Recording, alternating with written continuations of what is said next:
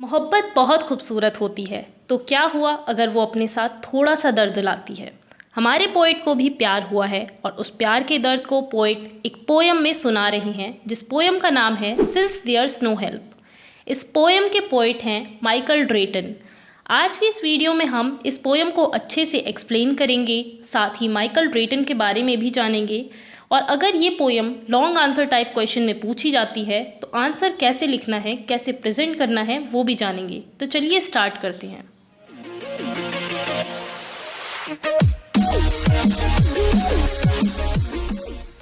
Michael ड्रेटन एक local जमींदार sir Henry Goodyear के घर में काम करते हैं। सर हेनरी गुडियर की एक बेटी थी जिसका नाम था एन गुडियर। एन गुडियर से माइकल ड्रेटन को प्यार हो गया। माइकल ड्रेटन एन से बहुत ज़्यादा प्यार करते थे, लेकिन एन और माइकल की कभी शादी नहीं हुई, बल्कि एन ने किसी और बंदे से शादी करी। इसीलिए एन के प्यार में माइकल ड्रेटन ने ज़िंदगी भर शादी ही नहीं करी, वो कुंवारे रहे। माइकल ड्रेटन ने एन गुडियर के लिए पूरी की पूरी सोनेट की सीरीज़ लिख डाली, जिसका नाम था Idea's Mirror. Guys, sonnet 14 lines की पोयम को बोला जाता है। ड्रेटन की ये सोनेट की सीरीज़ आइडियाज़ मिरर पहली बार 1594 में पब्लिश हुई, जिसमें टोटल 51 सोनेट्स थे, यानी कि 51 पोएम्स थी। लेकिन 1619 में आइडियाज़ मिरर का फाइनल वर्जन पब्लिश हुआ, जिसमें टोटल 63 सोनेट्स थी। तो पूरी 63 सोनेट्स की series Idea's Mirror Anne Goodere को डेडिकेटेड थी, एन गुडियर के ऊपर लिखी गई थी। इसी कलेक्शन में जो 61th सोनेट थी उसका नाम है सिंस देयर्स नो हेल्प, जो हम डिस्कस करने वाले हैं। इसीलिए सिंस देयर्स नो हेल्प को आइडिया 61 या सोनेट 61 के नाम से भी जाना जाता है। इस पोएम में पोएट अपनी बिलवेड यानी कि अपनी प्रेमिका से दूर हो रहे हैं, उससे ब्रेकअप कर रहे हैं, क्योंकि वो उसे मना कर थक चुके हैं, क्योंकि वो अपना प्यार उसे जाहिर कर करके थक चुके हैं। इसीलिए पोएट ये प्यार, ये इमोशंस ख़त्म कर रहे हैं जो पोएट के दिल में अपनी बिलवेड के लिए थे। पोएट बहुत ही ज़्यादा सैड हैं, क्योंकि वो प्यार ख़त्म कर रहे हैं जो उन्हें दर्द दे रहा है। वो चाहते हैं कि इस प्यार की कोई निशानी तक ना रहे, वो सब कुछ मिटा देना चाहते हैं। पोएम की 12 लाइन्स में पोएट ये प्रिटेंड कर रहे हैं, ये दिखा रहे हैं कि वो सब कुछ ख़त्म कर रहे हैं। लेकिन लास्ट की 2 लाइन्स में पोएट के थॉट्स बदल जाते हैं और पोएट के अंदर हमें थोड़ी सी उम्मीद देखने को मिलती है। पोएट आखिर में कहते हैं कि उनकी बिलवेड चाहे तो अभी भी सब कुछ सही कर सकती है। वो चाहे तो अभी भी पोएट के दिल में जो प्यार मर रहा है उसे ज़िंदा कर सकती है, अगर वो वापस आ जाए तो। इस पोएम में पोएट के बहुत ही कॉम्प्लेक्स इमोशंस को दिखाया गया है। होपफुली पोएम का बैकग्राउंड क्लियर हो गया होगा। तो चलिए लाइन बाय लाइन पोएम को डिस्कस करते हैं। सिंस देयर्स नो हेल्प, क्योंकि अब कोई हेल्प नहीं की जा सकती है, अब कुछ भी नहीं किया जा सकता है, कुछ नहीं हो सकता है। मेरा प्यार तुम्हारे लिए नहीं बच सकता है, इसीलिए कम लेट अस किस एंड पार्ट, इसीलिए आओ हम दोनों एक आखिरी बार किस करते हैं और फिर अलग हो जाते हैं। गाइस, इस लाइन में पोएट क्लियरली बता रहे हैं कि जिससे पोएट ने प्यार करने की कोशिश करी, वो कोशिश उनकी कोशिश ही रह गई। वो इस कोशिश में सफल नहीं हुए और अब वो आखिरकार हार चुके हैं, इसीलिए उन्हें एक आखिरी बार किस करके अलग हो जाना चाहिए। ने आई हैव डन, नहीं अब मेरा हो गया है, मैं थक चुका हूँ, हार मान चुका हूँ इस रिश्ते में कोशिश कर करके। हमें अब इस रिश्ते को, इस प्यार को ख़त्म करना होगा।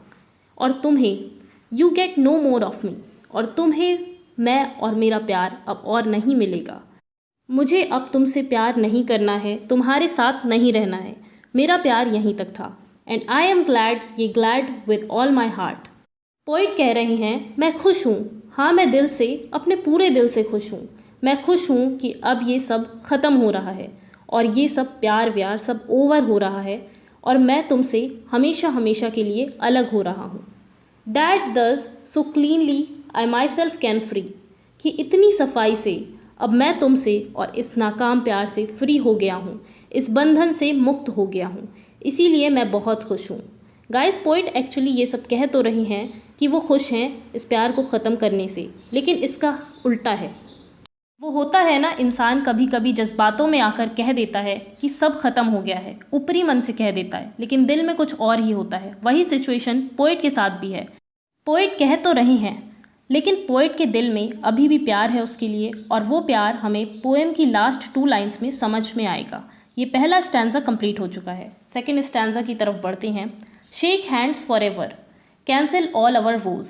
हाथ मिलाओ, हैंडशेक करो एक आखिरी बार, हमेशा के लिए, और हाथ मिलाकर वो सारे कस्मे वादे तोड़ दो जो हमने किए थे एक दूसरे के साथ। हाथ मिलाओ और एक लास्ट बार हाथ मिलाकर वो सारे कस्मे वादे कैंसिल कर दो। हाथ मिलाने का यहाँ पर मतलब है गुड बाय करना। And when we meet any time again, और जब कभी भी हम फ्यूचर में दोबारा एक दूसरे से मिलेंगे, be it not seen in either of our brows, तो हमारे ब्रोज पर यानी कि आईब्रोज पर नहीं दिखना चाहिए। That we one jot of former love redeem. Jot का मतलब है एक ज़रा सा, तो हमारी ब्रोज पर नहीं दिखना चाहिए कि हमारे दिल में, हमारे अंदर एक ज़रा सा भी पुराना प्यार बाकी है। तो गाइस, पोइट इस स्टैंजा में अपने बिलवेड से कह रहे हैं कि एक आखिरी बार हाथ मिलाओ और सारे कस्मे वादे को कैंसिल कर दो, गुड बाय कर दो, और जब कभी हम फ्यूचर में दोबारा एक दूसरे के सामने आए तो हमारी आईब्रोज ऊपर नहीं चढ़नी चाहिए कि जैसे हम अभी भी प्यार करते हों। गाइस, ऐसा होता है ना, जैसे अगर हम अपने किसी खास इंसान से मिलते हैं तो हमारा एक्सप्रेशन चेंज हो जाता है, हमारी आईब्रोज ऊपर चढ़ जाती हैं। तो वही पोइट कह रहे हैं कि जब हम दोबारा मिले तो हमारे फेस पर, हमारे आईब्रोज पर ये नहीं दिखना चाहिए कि हम पहले एक दूसरे से प्यार करते थे। हमारे चेहरे पर उस पुराने प्यार की कोई भी ज़रा सी भी निशानी नहीं झलकनी चाहिए, और हमारा एक दूसरे पर अब कोई हक नहीं होगा। हम एक दूसरे के लिए सिर्फ और सिर्फ एक नॉर्मल पर्सन होंगे और उससे ज़्यादा कुछ नहीं। अब चलते हैं थर्ड स्टैंजा पर। Now at the last gasp of love's latest breath. Gasp का मतलब है सांस लेने में मुश्किल होना या सांस फूलना। तो पोइट कह रहे हैं कि अब मेरा जो प्यार है तुम्हारे लिए, उसकी सांसें फूल रही हैं, उसकी सांसें थम रही हैं, यानी कि मेरे प्यार को सांस लेने में तकलीफ़ हो रही है। मेरा प्यार अपनी आखिरी सांसें ले रहा है, मेरा प्यार मर रहा है। गाइस, पोइट ने अपने नाकाम प्यार को दिखाने के लिए इस लाइन में पर्सोनिफिकेशन का इस्तेमाल किया है। गाइस, जब किसी फीलिंग, इमोशंस या किसी नॉन ह्यूमन थिंग को इंसानों की क्वालिटी दे दी जाती है तो उसे पर्सोनिफिकेशन कहते हैं। जैसे आप यहाँ देख सकते हैं कि प्यार की सांसें ख़त्म हो रही हैं, तो सांस लेने की क्वालिटी तो इंसान की होती है ना, तो यहाँ पर पोइट ने इंसान की क्वालिटी एक इमोशन लव को दे दी है। When his pulse failing passion speechless lies. Poet कह रहे हैं मेरे प्यार की धड़कनें फेल हो रही हैं। पैशन का मतलब है जुनून। पोइट का पैशन भी प्यार के पास ही है, और पैशन चुप है, कुछ नहीं बोल रहा है। पैशन चुप है, स्पीचलेस है, और पैशन प्यार को मरते हुए चुपचाप देख रहा है। गाइस, पैशन को भी पर्सोनिफाई किया गया है। When faith is kneeling by his bed of death. Poet कह रहे हैं कि उनका प्यार मौत के बिस्तर पर है, यानी कि प्यार मौत के बिस्तर पर लेटा हुआ है और फेथ ने उसके सामने घुटने टेक दिए हैं। फेथ प्यार के सामने झुककर घुटनों पर बैठा हुआ है। And innocence is closing up his eyes. और पोइट के अंदर का इनोसेंस यानी कि मासूमियत मरते हुए प्यार की आंखें बंद कर रहा है। गाइस, पोइट बहुत ही सैड हैं, बहुत ही इमोशनल फील कर रहे हैं इस स्टैंजा में, और पोइट इस बात पर जोर दे रहे हैं कि इस प्यार का एंड आ गया है। इस स्टैंजा में पोइट ने 4 जगह पर पर्सोनिफिकेशन का यूज़ किया, love, passion, faith and innocence में। इन चारों को पोइट ने इंसानों की तरह दिखाया है। गाइस, एक बार कंप्लीट मीनिंग समझते हैं इस स्टैंजा की। पोइट कह रहे हैं कि उनका प्यार आखिरी सांसें ले रहा है, मर रहा है, प्यार की धड़कनें फेल हो रही हैं। पैशन चुपचाप प्यार को मरते हुए देख रहा है। फेथ ने भी घुटने टेक दिए हैं, और इनोसेंस मरते हुए प्यार की आंखें बंद कर रहा है। कहने का मतलब ये है कि भले ही प्यार मर रहा है, लेकिन पैशन, फेथ अभी भी प्यार के साथ है। लेकिन इन सब ने प्यार का साथ छोड़ दिया है, कोई भी उसका साथ नहीं दे रहा है। अब बची है लास्ट 2 लाइन्स, जिसमें हमें पोइट के थॉट्स की सच्चाई पता लगेगी। Now if thou wouldst when all have given him over. Poet अपनी बिलवेड से कह रहे हैं कि अगर तुम अभी यहाँ इस प्यार के पास होती जो मर रहा है, जिसका साथ सबने छोड़ दिया है, from death to life thou mightest him yet recover, तो शायद तुम प्यार की मौत को नई ज़िंदगी में बदल देती, प्यार फिर से ठीक हो जाता, हेल्दी हो जाता, रिकवर हो जाता। तो गाइज़, आपने देखा कि पोइट अभी भी कह रहे हैं कि अगर तुम वापस आ जाओ तो इस मरते हुए प्यार को ज़िंदा कर सकती हो, सब कुछ ठीक कर सकती हो। तो आप देख सकते हैं कि पोइट अभी भी चाहते हैं कि उनकी बिलवेड उनके पास आ जाए, क्योंकि पोइट उससे बहुत ज़्यादा प्यार करते हैं। पोइट के अंदर अभी भी होप है, भले ही पोएम की 12 लाइंस में पोइट ने ये दावा किया कि वो सब कुछ ख़त्म कर रहे हैं और सब कुछ ख़त्म करने से वो खुश हैं, लेकिन असल में ऐसा है नहीं। होपफुली पोएम क्लियर हो गई होगी। अब चलिए पोएम के बारे में और डिटेल में जानते हैं। ये जो पोएम है ये एलिजाबेथन एज में लिखी गई। ये पोएम एक सोनेट है। सोनेट मैंने आपको बताया था कि 14 लाइंस की पोएम को सोनेट कहते हैं। तो एलिजाबेथन एज में जो भी सोनेट्स लिखी गई उन्हें एलिजाबेथन सोनेट कहा जाता है। तो ये सोनेट भी एलिजाबेथन एज में ही लिखी गई है, तो ये भी एक एलिजाबेथन सोनेट है। गाइस, एलिजाबेथन पोइट्री पर मैंने वीडियो बना रखी है, वीडियो देखेंगे तो पूरा कॉन्सेप्ट क्लियर हो जाएगा। सोनेट भी कई तरह के होते हैं और ये जो सोनेट है ये शेक्सपियरन सोनेट की कैटेगरी में आता है। गाइस देखिए, शेक्सपियरन सोनेट में 3 क्वार्ट्रेन्स और 1 कपलेट होता है। क्वार्ट्रेन 4 लाइन के स्टैंजा को कहते हैं, एक क्वार्ट्रेन 4 लाइन का होता है। तो शेक्सपियरन सोनेट में 3 क्वार्ट्रेन्स 4-4 लाइन के और लास्ट में जो 2 लाइन्स बचती हैं उसे कपलेट कहते हैं। तो गाइस 3 क्वार्ट्रेन और 1 कपलेट होता है शेक्सपियरन सोनेट में। 3 क्वार्ट्रेन्स में पोइट सेम बातें करता है और कपलेट में यानी कि लास्ट की 2 लाइन्स में पोइट के थॉट्स में एक बदलाव दिखाई देता है, एक चेंज दिखाई देता है, जिसे हम वोल्टा कहते हैं। जैसे कि पोएम में आपने अभी देखा कि लास्ट की 2 लाइन्स में पोइट के थॉट्स बदल गए। पूरी 12 लाइन्स में उन्होंने सब कुछ ख़त्म करने की बात करी और लास्ट की 2 लाइन्स में उन्होंने कहा कि सब कुछ ठीक हो सकता है अगर उनकी बिलवेड वापस आ जाए तो। ये जो थॉट चेंज हुआ कपलेट में आकर, उसे ही कहा जाता है वोल्टा। शेक्सपियरन सोनेट में जो राइम स्कीम फॉलो होती है वो है A B C D E F G G. Guys, rhyme scheme यानी कि पोएम की जब 2 लाइनें सेम साउंड से ख़त्म होती है तो उसे बोलते हैं राइम। तो शेक्सपियरन सोनेट में जो राइम स्कीम है वही सेम राइम स्कीम इस सोनेट में भी है, A B C D E F G G. Poem में देखिए, पार्ट हार्ट सेम साउंड है तो यहाँ ए है, मी फ्री सेम साउंड है तो बी है, वोज ब्रोज सेम साउंड है तो सी है, अगेन रिटेन सेम साउंड है तो डी है, ब्रेथ डेथ सेम साउंड है तो ई है, लाइज आइज सेम साउंड है तो एफ है, ओवर रिकवर सेम साउंड है तो जी है। होपफुली राइम स्कीम क्लियर हो गई होगी। A B C D E F G. इस पोएम में जो मीटर यूज़ हुआ है वो है आयम्बिक पेंटामीटर। गाइस, पहले मीटर को समझते हैं। एक पोएम को सॉन्ग के जैसा बनाने के लिए मीटर यूज़ होता है। एक तरह से मीटर ताल का काम करता है पोएम में। किसी किसी वर्ड को बोलने में ज़्यादा जोर लगता है, किसी किसी वर्ड को बोलने में कम जोर लगता है। तो इस तरह से एक साउंड टाइप की बनती है पोएम में, डी डम, इसे ही मीटर कहते हैं। अब मीटर कई तरह के होते हैं, उसी में से एक मोस्ट कॉमन मीटर है आयम्बिक पेंटामीटर, जिसका यूज़ इस पोएम में किया गया है। इसमें आयम्बिक और पेंटामीटर ये 2 अलग अलग टर्म हैं, दोनों को अलग अलग करके समझेंगे तब क्लियर हो जाएगा।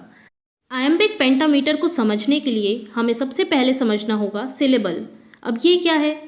सिलेबल को समझे बगैर हम आयम्बिक पेंटामीटर को बिल्कुल भी नहीं समझ सकते। गाइस, सिलेबल यानी कि शब्द या शब्द का एक टुकड़ा जिसमें एक ही वॉवल साउंड आए।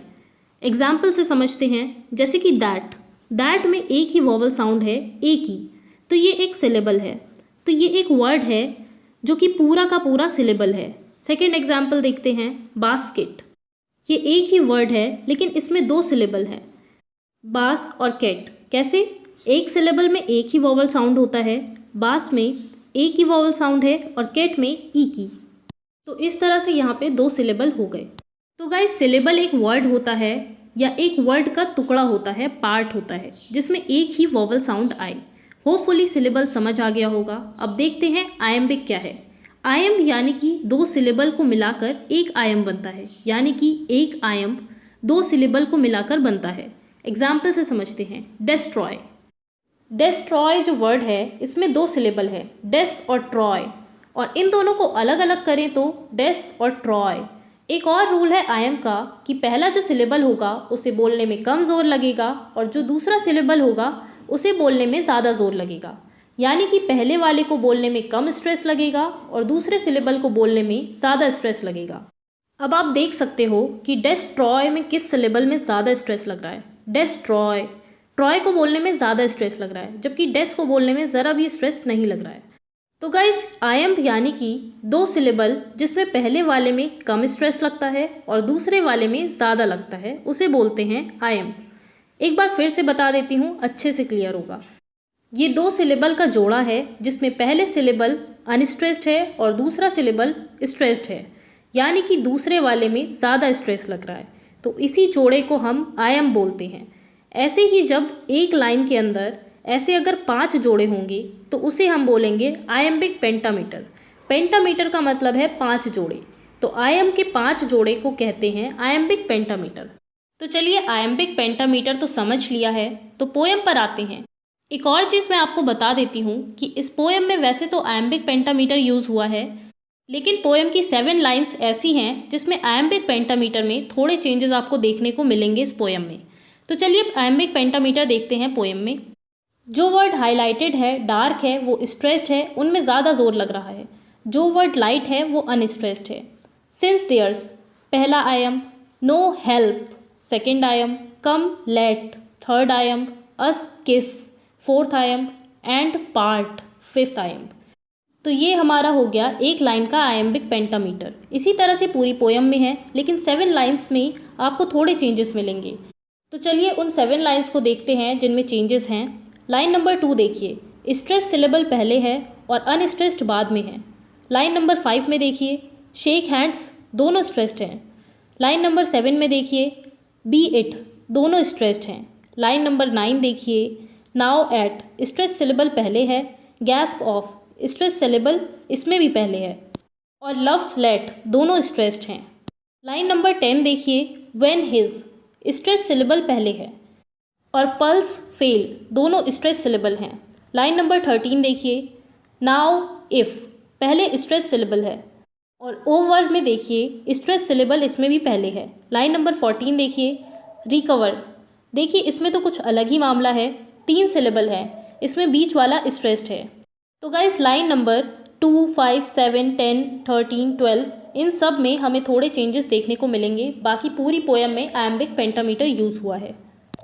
होपफुली गाइस आयम्बिक पेंटामीटर इस पोएम में क्लियर हो गया होगा। अब देखते हैं कि इस पोएम में कौन कौन से फिगर ऑफ स्पीच यूज़ हुए हैं। गाइस फिगर ऑफ स्पीच एक पोएम को इंटरेस्टिंग बनाने के लिए यूज़ किया जाता है। फिगर ऑफ स्पीच बहुत सारे होते हैं।